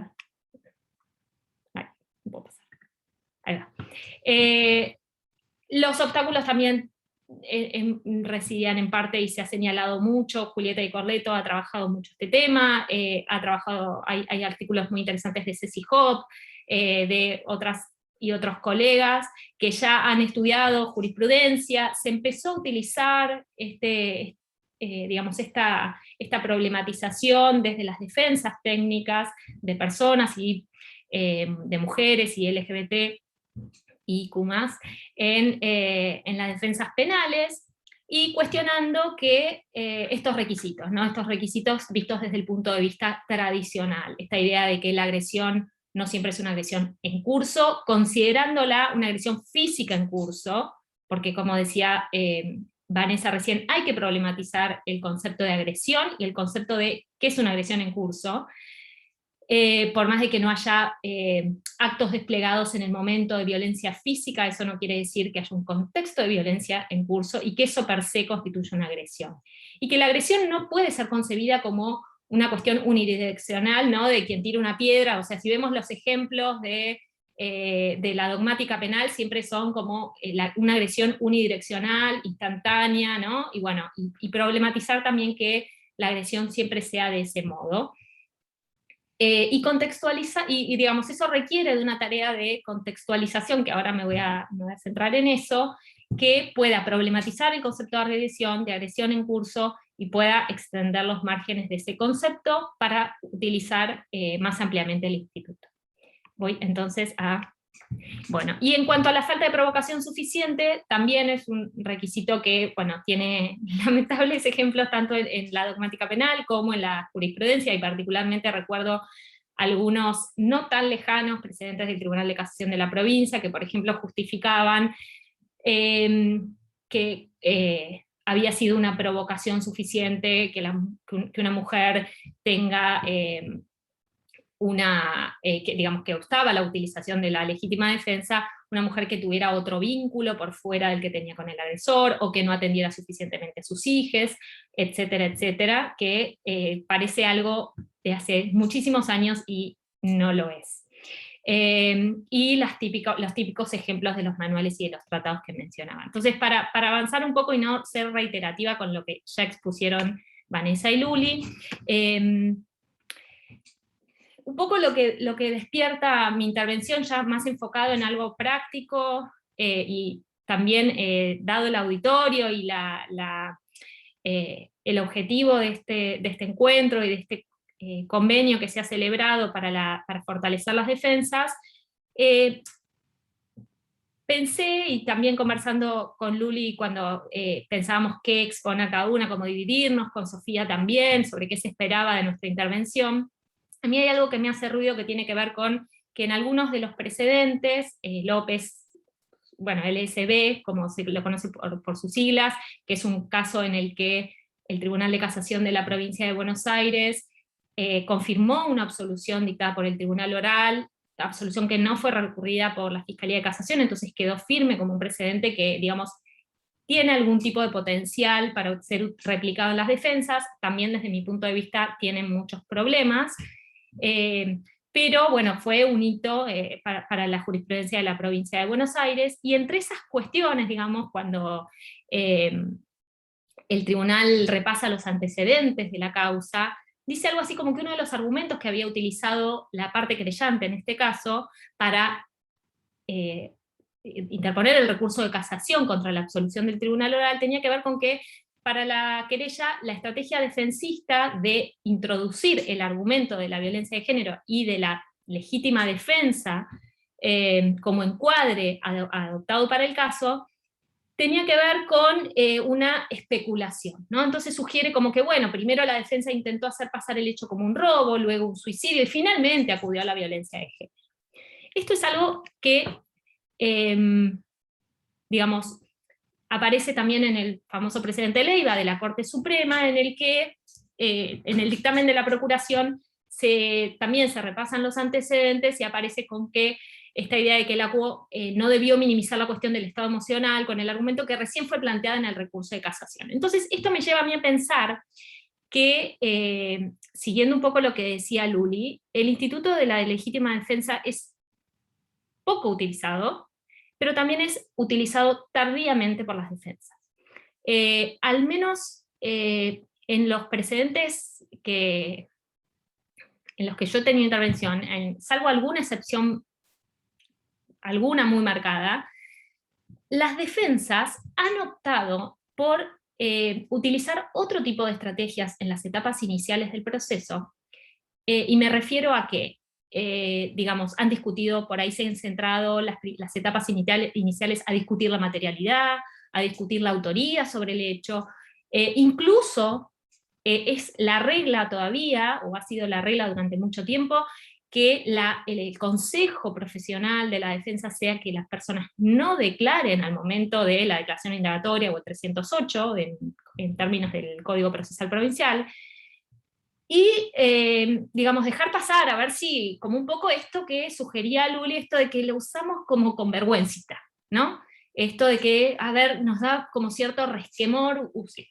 Y mi propuesta es, digamos, que si queremos tomarnos en serio el Instituto de la Legítima Defensa, deberíamos empezar a encuadrar el caso desde etapas iniciales del proceso en nuestras intervenciones de la defensa. Yo soy defensora de víctimas, así que no tendría mucho que ver lo que estoy diciendo, pero quienes ejercen la defensa técnica, ya sean desde el punto de vista de la defensa pública o de la defensa particular, deberían al menos considerar esta idea, o lo propongo y lo traigo, digamos, para problematizar en conjunto, de que no hay por qué tener ningún resquemor, ningún temor en utilizar tempranamente el encuadre. Yo creo que hay una potencialidad importante en utilizar el encuadre de la legítima defensa desde etapas tempranas, y paso a enumerar algunos de los beneficios que yo creo que tiene esta estrategia. Por un lado, esta idea más simbólica de plantear la legítima defensa realmente no como algo especulativo, ¿no? Porque está un poco todavía permanece esta idea en los operadores y las operadoras del sistema de administración de justicia de que la violencia de género es una moda que ahora se usa para justificar ciertos hechos, y dónde está el límite. Ese tipo de conversaciones yo las he tenido con muchos operadores y operadoras que tienen este temor en que, bueno, ahora todo se justifica en pos de la violencia de género, ¿no? Y me parece que si tomamos en serio estos problemas, tenemos que tomarlos en serio desde el principio, ¿no? Plantearlos sin ningún tipo de tapujos y decir, bueno, esto es un caso de legítima defensa, no solo para los casos de homicidio, reitero, porque hay otras calificaciones penales que también permiten la aplicación de la figura. De hecho, creo que una estrategia en conjunto tiene que ser el hecho de discutir la calificación legal que suele adoptar la parte acusadora, el Ministerio Público Fiscal, cuando en ciertos hechos de tentativa, los califica como tentativa de homicidio, cuando bien podrían utilizarse otro tipo de calificaciones legales, y también puede ser incluso utilizado para, digamos, delitos que no están vinculados a delitos contra la vida, ¿no? Agresiones no tienen que ver solamente con lesiones, sino también, ¿por qué no pensar como legítima defensa algunos delitos por los que son crecientemente criminalizadas las mujeres y las disidencias sexuales, como por ejemplo el impedimento de contacto con hijes menores? Muchas veces esas estrategias, ese tipo de hechos, responden a un concepto de legítima defensa propia o de terceros. Y creo que está subexplorada esta estrategia, al menos en la jurisprudencia que yo conozco, que por supuesto no es toda, pero creo que deberíamos empezar a ensayar más ese tipo de estrategias. La otra tiene que ver, bueno, con ya cuando se introduce tempranamente el argumento de la legítima defensa y el encuadre del caso como legítima defensa, eso permite problematizar tempranamente requisitos, contextualizar el caso. Contextualizar el caso significa contextualizar el riesgo concreto, como decía Vanessa, el riesgo considerado, el riesgo pasado propio de si hay una relación vincular, de esa relación vincular, pero también de otras experiencias vitales de esas personas acusadas, que también permiten pensar que hechos que no están vinculados directamente con esa violencia contextualizan el caso. Y me refiero a mujeres y disidencias que, digamos, se defienden de hechos, pero que en su vida han sufrido diversos contextos de violencia. Y esto es extensible tanto a relaciones vinculares, esta idea de que, bueno, las mujeres que, sí, todas sus parejas son violentas, bueno, puede ser, ¿por qué no? Y también contextos no vinculares, puede ser, digamos, la violencia institucional sufrida, por ejemplo, por parte de las fuerzas de seguridad, por ciertos colectivos de personas que, digamos, sufren desproporcionadamente la violencia policial o las violencias de fuerzas de seguridad. ¿Por qué no pensar que otros hechos previos también contextualizan ciertas defensas posteriores? Entonces, un poco contextualizar la violencia de género, contextualizar el riesgo. ¿Es mío? No. Y esta idea de introducir, no sé si se escucha. ¿Se escucha bien? Esta idea de que introducir el encuadre tempranamente también permite, desde el inicio del proceso, problematizar las consideraciones estereotipadas de la violencia, de qué es lo que se considera violencia de género, pero también de quiénes son esos actores, esas actoras, esos actores que intervienen en los casos, y nos referimos a esta idea ya bastante trabajada sobre los estereotipos sobre las buenas víctimas, las buenas madres, las malas víctimas, las malas victimarias, ¿no? Entonces también, estos estereotipos también van a determinar lo que se considera como la conducta debida o la conducta ajustada a derecho, en el sentido de que, bueno, qué es esperable, ¿no? Y esta idea de que las concepciones estereotipadas sobre la violencia y sobre los vínculos también pueden llevar a exigir acciones que no son exigibles en el caso concreto, de esas personas en particular. Y me refiero a que, bueno, no sé, cierto tipo de... se considera que una víctima de violencia de género no es a su vez, por ejemplo, violenta con sus propias hijes, y eso no ocurre. Muchas veces las relaciones vinculares están atravesadas también por otros contextos complejos de violencia, y ese tipo de estereotipos pueden ser discutidos desde el inicio si el caso es encuadrado adecuadamente desde el inicio. A ver. Y una cuestión que conversaba también con Sofía el otro día, tenía que ver con esto de, yo no he visto casos, Luli me dijo que tampoco, no he visto casos de sobreseimiento por legítima defensa de mujeres y LGBTIQ+, en etapa de instrucción. Sí lo he visto muy utilizado en casos, por ejemplo, de violencia policial, en los que la estrategia de la legítima defensa se introduce desde temprano por esas defensas. Hay como cierto sentido común instalado de que un hecho, por ejemplo, de gatillo fácil o de violencia institucional puede responder, está la idea de que puede responder a legítima defensa, no aparece ese mismo sentido común construido todavía respecto de estos casos que estamos viendo. No estoy diciendo que eso sea exclusivamente responsabilidad de las defensas que no introducen tempranamente el planteo, por supuesto que no, por supuesto que también hay instaladísimos y serios y graves prejuicios y sesgos de género. No quiere decir que las defensas introduzcan tempranamente el planteo vayan a obtener ese sobreseimiento de manera temprana, pero creo que sí puede desarticular un poco esta idea de que la estrategia de la legítima defensa responde a una especulación, ¿no? Esta idea estereotipada, creo y que permite a su vez reafirmar el derecho a defenderse. Esto que decían también tanto Vanessa como Luli. Esto de que, bueno, hay un derecho a defenderse de la violencia, hay un derecho a reivindicar una vida libre de violencia, y se puede, digamos, introducir ese argumento desde temprano.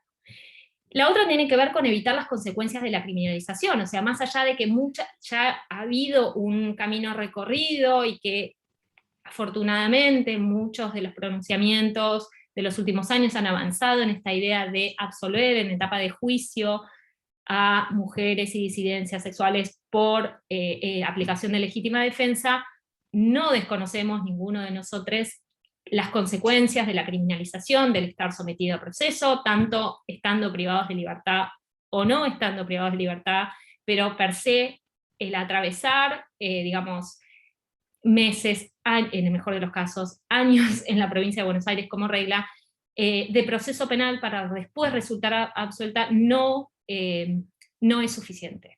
No es una respuesta con la que debamos conformarnos, creo, es una buena respuesta por el momento, es un camino, por supuesto, hemos avanzado, pero deberíamos apuntar a obtener esos pronunciamientos de sobreseimiento en etapas iniciales y tempranas, y no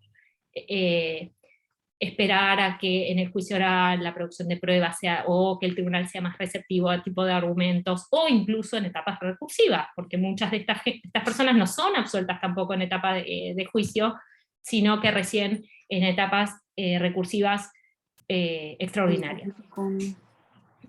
Y la cuestión también es cómo vincular, o sea, el sometimiento a un proceso con las dificultades que todavía existen para obtener las medidas alternativas a la prisión preventiva, y me refiero a que estas mujeres mujeres y disidencias sometidas a proceso, que luego son absueltas, además de atravesar las consecuencias durante meses o años de la criminalización y de estar sometidas a un proceso, además tienen más dificultades, tienen dificultades añadidas para obtener medidas alternativas, y me refiero a que es frecuente el tipo de argumentación judicial, ustedes lo deben conocer, si han tenido casos como este, en que solicitar arrestos domiciliarios, por ejemplo, para personas que están acusadas de una tentativa de homicidio, un homicidio, homicidios calificados, y que quizás a la postre son absueltes por legítima defensa, tienen más dificultades de obtener medidas alternativas porque está este estereotipo de, bueno, ¿cómo vamos a dejar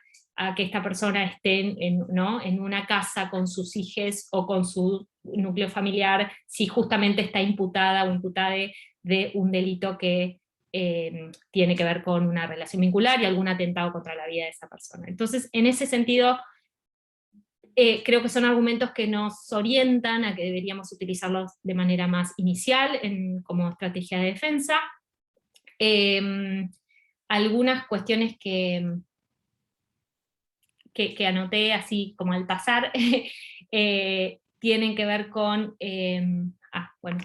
no, ahí terminé, y bueno, quedo entonces dispuesta a escuchar sus intervenciones, sus aportes, críticas, preguntas, y les agradezco por la atención. Después, si queda algo pendiente, lo traigo en las preguntas si es que hay.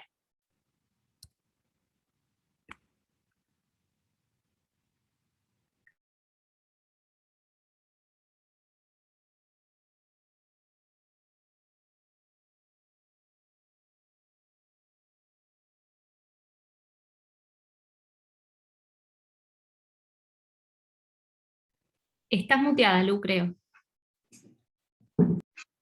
Ahí está. Gracias por el aviso.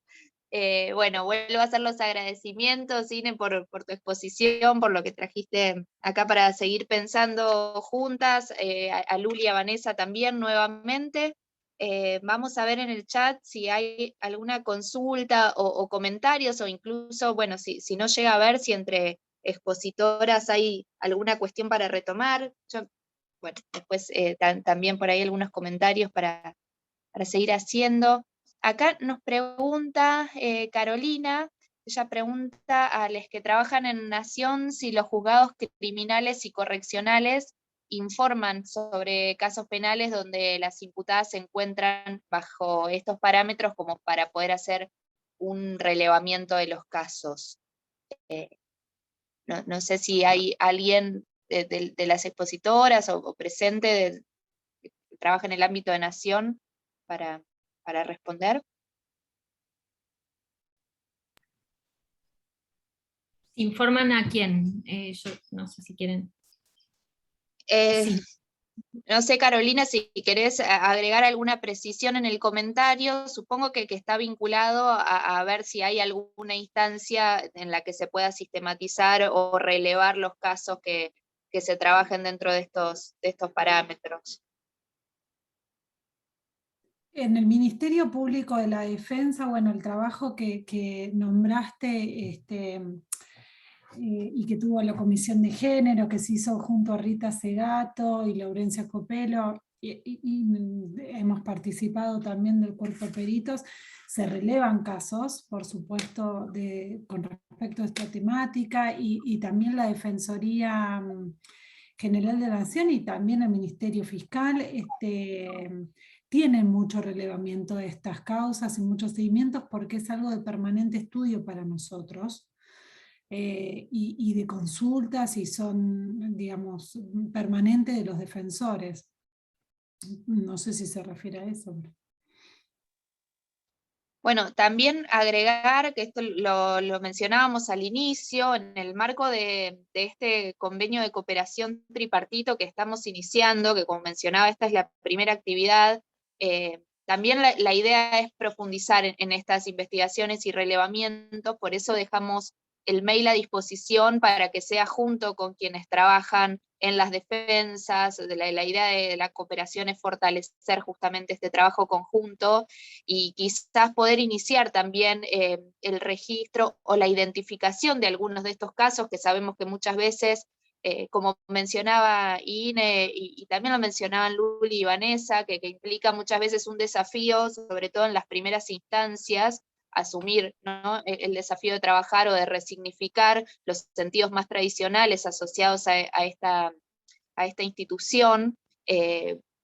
Nos parece interesante poder ir identificando algunos de esos trabajos, aunque no necesariamente la resolución sea la esperada, pero sí conocer el trabajo que muchas veces se hace por defensoras y defensores con mucho esfuerzo y con los peritos en estos trabajos conjuntos, para lograr también traccionar en esa dirección el abordaje de algunos casos. Entonces, lo reitero esto porque me parece que está en sintonía con la consulta y que me parece que es una buena instancia también para empezar a circular, poner en conocimiento de todos quienes estén participando un poco este tipo de casos, de abordajes, y lograr un mayor conocimiento de los esfuerzos también que identificamos en la provincia de Buenos Aires, más allá de trabajos de relevamiento y de sistematización como ha hecho el Ministerio Público de la Defensa de Nación.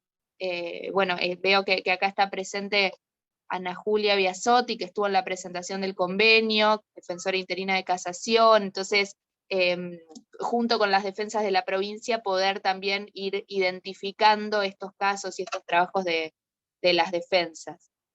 No sé si alguna quiere agregar algún comentario sobre esta cuestión. Yo me quería hacer una referencia a algo que dijo Inés y también Luli, esto de plantearlo, la legítima defensa. Yo sé, digamos, porque trabajo todos los días con los defensores, que como que la importancia es sacarla del caso, ¿no? Y a mí me parece que a veces se pierde mucho de vista el costo, y hoy lo estábamos hablando el otro día con Luli por teléfono, el costo que tiene la inimputabilidad, digamos, llegar hasta esa instancia dentro del proceso, y el costo que tiene para las mujeres y disidencias salir por inimputabilidad. En el caso que decían en el chat, que bueno, yo fui la perita de Córdoba y Nayarit, puntualmente, lo primero que se planteó fue la inimputabilidad. Y sí, Javier Chirinos y Andrés López, que fueron los defensores, y que nada, se cargaron el caso al hombre. O sea, realmente la pelea fue esa, fue salir a plantear la legítima defensa, porque era más fácil, como todos los medios hablaban de las 185 puñaladas, lo que decía Luli al principio, nadie dijo todos los cortes o las lastimaduras que tenía ella y la hija. Entonces, cuando yo empecé con la perito oficial, lo primero que me dice, mirá que lo estoy viendo, 185 puñaladas, porque para nosotros eso es una salva motora, es de un cuadro psiquiátrico. Yo le dije, olvídate. Ahora, eso sí, me tuve que poner a estudiar toda la autopsia, ¿no? Porque no eran 185 puñaladas, puñaladas eran 2, los otros eran cortes de la misma pelea que los 2 tuvieron, que los 3 tuvieron. Entonces quiero decir, tiene mucho costo sacar a una mujer y decir, por todo lo que vos decías antes, porque se lo separa de los hijos, porque queda en una institución psiquiátrica tal vez de por día, por muchas cuestiones. Miren que las cárceles pueden tener otros nombres, hospitales, manicomios, siguen siendo cárceles. Entonces me parece que es algo para pensarlo, me parece que realmente el camino correcto es una legítima defensa desde el inicio. Voy a seguir leyendo en orden algunos de los comentarios que se plantearon en el chat. Mariana consulta, dice, más allá de que estos casos pueden perfectamente encuadrarse en la legítima defensa ya legislada, plantea si dados los impedimentos culturales que han sobrevolado las exposiciones, ¿cuál es la opinión de las expositoras sobre crear un supuesto especial de legítima defensa para casos de víctimas de violencia de género que agreden a su agresor?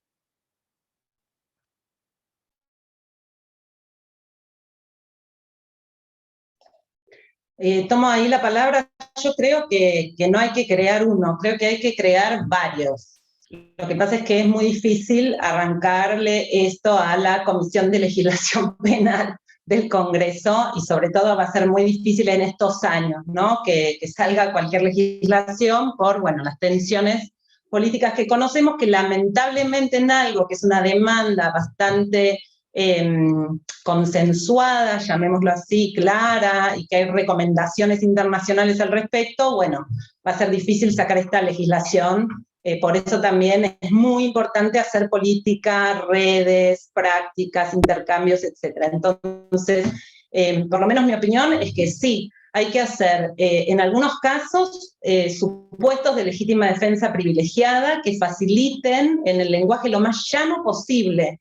Y esto va a facilitar, y voy a la otra pregunta, enormemente la tarea con los jurados.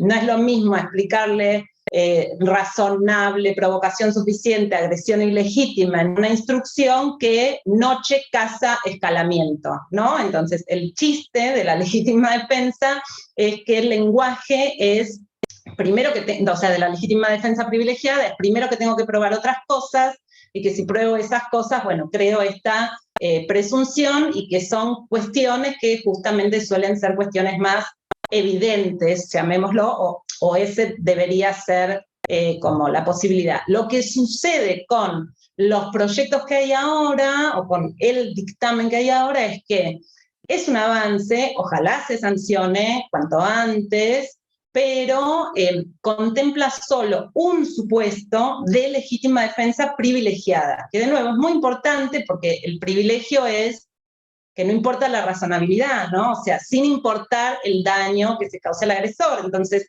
es muy importante, pero creo que faltan otros supuestos donde quizás, sin generar un privilegio que avasalle la razonabilidad del medio para poder ampliar la utilización y no solo a casos donde el resultado sea muerte, etc., podamos identificar más claramente cuáles son las agresiones ilegítimas, llamémoslo, o los contextos, ¿no? Entonces, en contexto de violencia doméstica, en contexto del desarrollo de un trabajo sexual o de estar parada en la zona roja, en contexto de que pertenezco a un colectivo que es sistemáticamente masacrado, como el colectivo travesti trans, por ejemplo, Joe Lemonge, que es una persona trans que se defendió, ¿sí? Que llegó a un recurso, en los contextos de distintos tipos de agresiones sexuales propias en tercero, en los casos de abusos sexuales, violaciones, acosos, etcétera,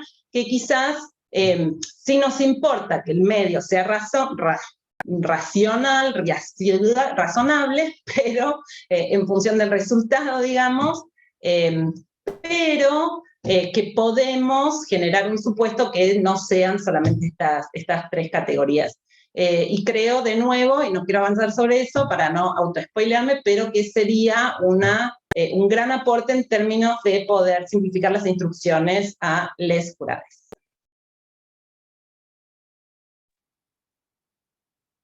Hay una pregunta de Celina que ya voy a retomar, pero aprovecho esto que mencionaba Luli recién, porque otra de las consultas siguientes de Martín estaba vinculada a la cuestión de jurados o tribunales como mejor estrategia de defensa.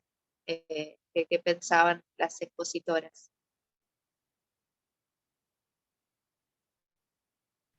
Luli, no sé si querés... yo creo que... Y yo después cualquier cosa me sumo si quiero. Bien.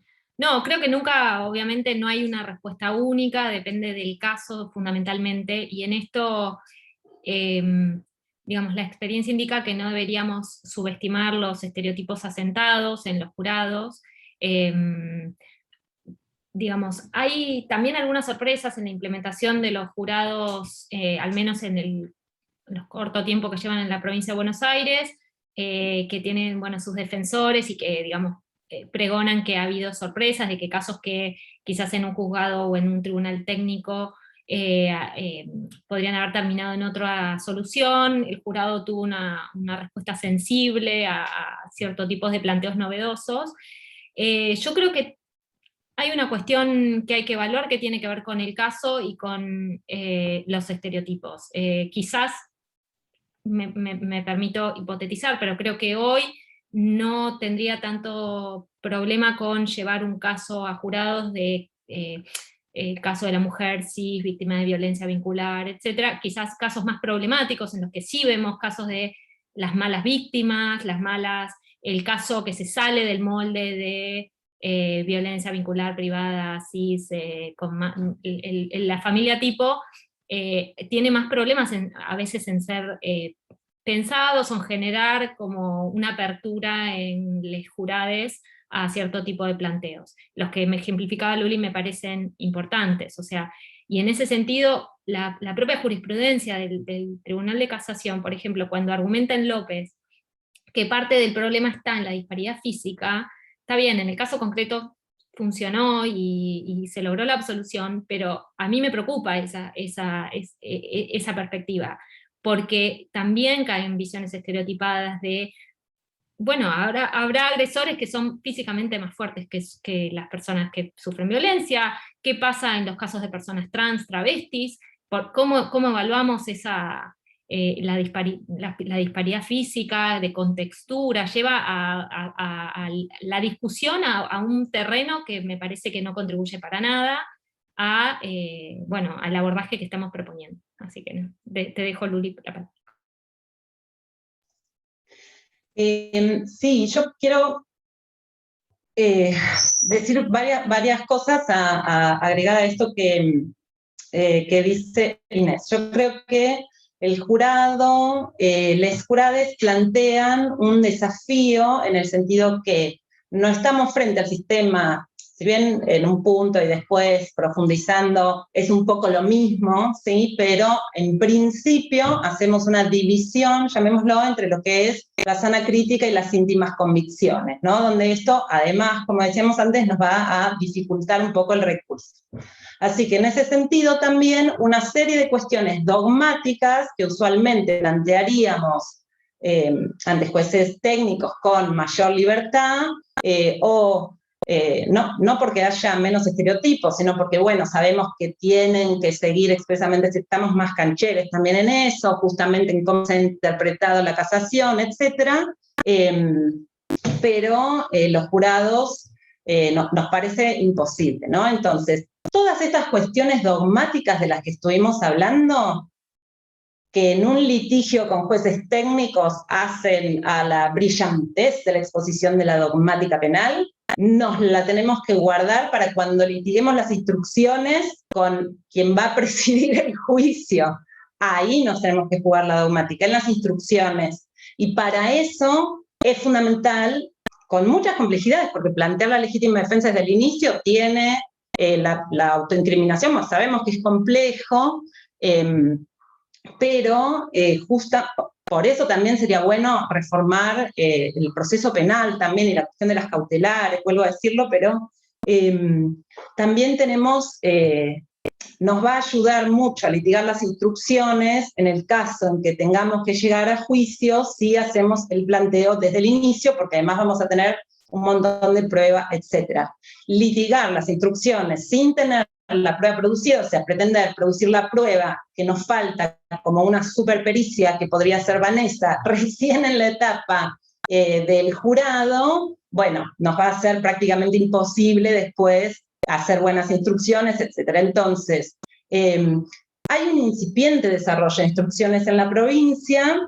Yo creo que una cuestión que desincentiva también a que los defensores en la provincia planteen los casos de legítima defensa ante los jurados es esto, que hay como una especie de romantización del jurado que tampoco debe suceder, que tenemos que trasladarla a las instrucciones, ver qué prueba entra también al juicio, tener en cuenta que en los casos de legítima defensa, desde una perspectiva tradicional, nos van a recordar, y si no lo planteamos, sobre todo desde el principio, primero, digamos, también esta cuestión, muchas veces una la quiere plantear desde el principio y el juez te dice, no, esta prueba no es pertinente, esta prueba no es relevante, esto es un hecho que no tiene nada que ver con esto, no, la violación es otro ilícito, no, es un testimonio de oídas, no, el testimonio de la psicóloga es de oídas, el testimonio del amigo es de... Entonces no es como empezamos, ¿no?, con argumentos que muchas veces usamos cuando somos defensores, por ejemplo, en casos de abuso, decimos, no, el testimonio de la psicóloga es de oídas, no sé qué, pero acá nos van a jugar en contra, ¿no? Entonces,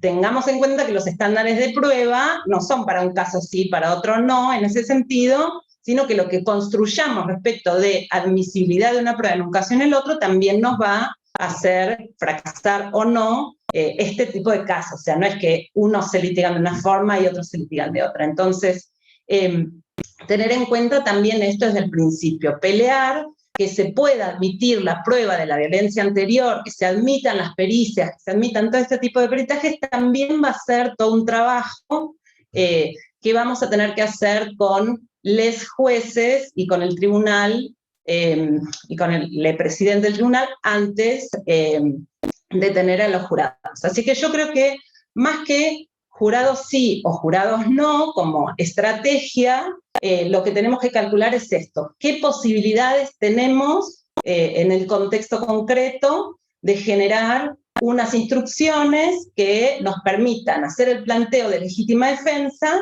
y que no tengamos que hacer estos planteos clásicos de inimputabilidad, ¿no? Muchas veces no nos dejan introducir las instrucciones de legítima defensa porque, bueno, se nos dice que no produjimos la prueba antes, etcétera, etcétera. Así que me parece que este es el camino, digamos, respecto de les jurades. No romantizar, trasladar la dogmática, la discusión dogmática al litigio de las instrucciones, y también, digamos que es parcialmente cierto la cuestión de los recursos, porque justamente en las casaciones vamos a litigar lo que sucedió no con las instrucciones y con la prueba que fue admitida o no.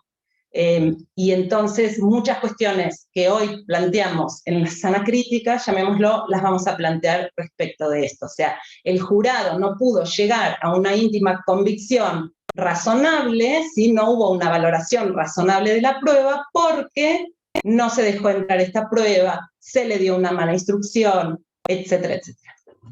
Eso. Y bueno, lo del abordaje interdisciplinario, ni hablar. Muchas gracias a Luli y a Inés por estas respuestas. Voy a tratar de sintetizar un poco porque ya estamos redondeando en el horario que teníamos pautado.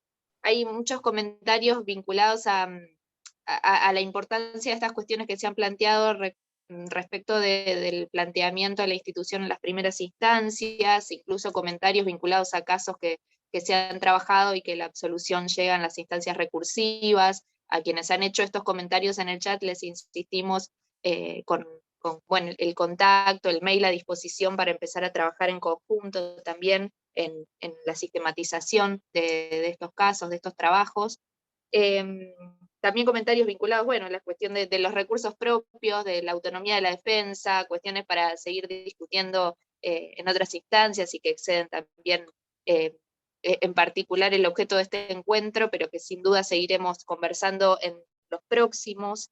Había una consulta de Celina relativa a la existencia de precedentes de legítima defensa en casos de terceros, desde una mirada feminista, ¿no? Pues, vinculada, por ejemplo, a los casos en los que alguien del núcleo familiar intercede, si tienen algún caso o algún comentario para hacer vinculado a esto.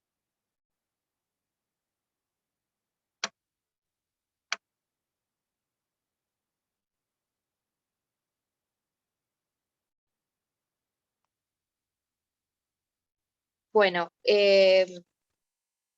estas cuestiones, vamos a ir ahora redondeando por una cuestión de tiempo. Les pedimos disculpas si ha quedado algo en el chat que se nos haya pasado. Tratamos de transmitir todas las consultas y comentarios.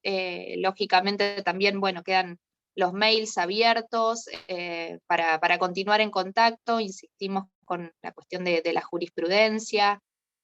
Acá Luli menciona algún caso reciente, menciona el de la absolución de Rosalía Reyes. Bueno, por ahí quizás esto lo podemos poner en común también a través del mail, dudas o cuestiones que vayan quedando abiertas. Les agradecemos mucho la participación a todos quienes están presentes y en particular a Vanessa, a Luli y a Inés por la generosidad de compartir su tiempo, sus presentaciones, su trabajo con nosotros en este primer encuentro.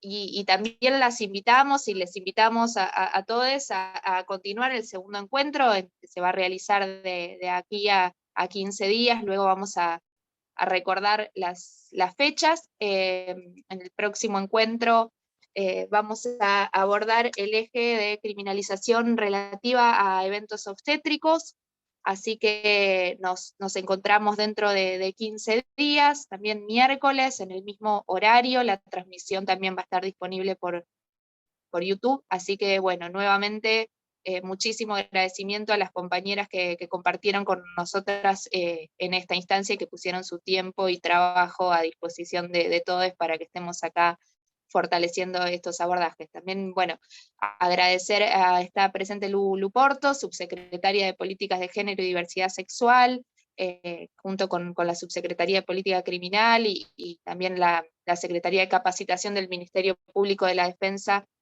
Continuamos trabajando en conjunto. Así que muchísimas gracias a todos y nos encontramos dentro de 15 días. Muchas gracias. Chao, chicas. Gracias.